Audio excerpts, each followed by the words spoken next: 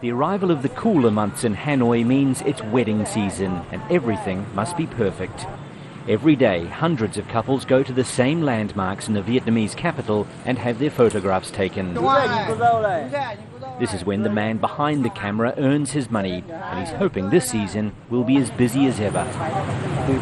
The price depends on the album they choose and the location we go to. It's not one price for all. I'll charge $300 to $500. Elsewhere, confidence is not as high. The economy is still growing at 4.7%, but the abandoned construction sites offer evidence that Vietnam is not quite the Asian tiger it was a few years ago. The collapse of the property market has left banks in a mess. Officially, bad debts stand at 10% of their portfolio, but experts say it's probably more like 15% of loans that won't be repaid. Top executives at Asia Commercial Bank are facing charges of illegal business and mismanagement. The communist government has plans to reform the industry, but analysts say it needs to move quickly. They've got to resolve the problem of the non-performing loans in banks.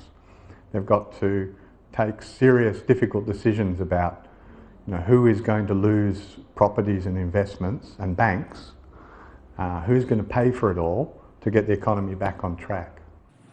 Inflation is also becoming a concern.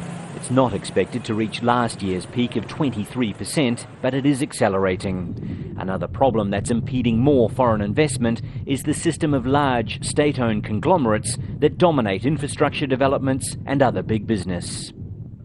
There are many large projects around Vietnam that have ground to a halt, but this is certainly not one of them. This massive bridge is mainly funded by the Japanese. Spanning the Red River in Hanoi, it'll improve the flow of goods from the northern provinces bordering China and will be completed next year. By then, the government says it'll have reformed its policies and the economy will be much healthier. But many of those who have benefited most from the boom years are also in powerful positions. Reform would mean relinquishing control, and that's something they may not be prepared to do. Wayne Hay, Al Jazeera, Hanoi.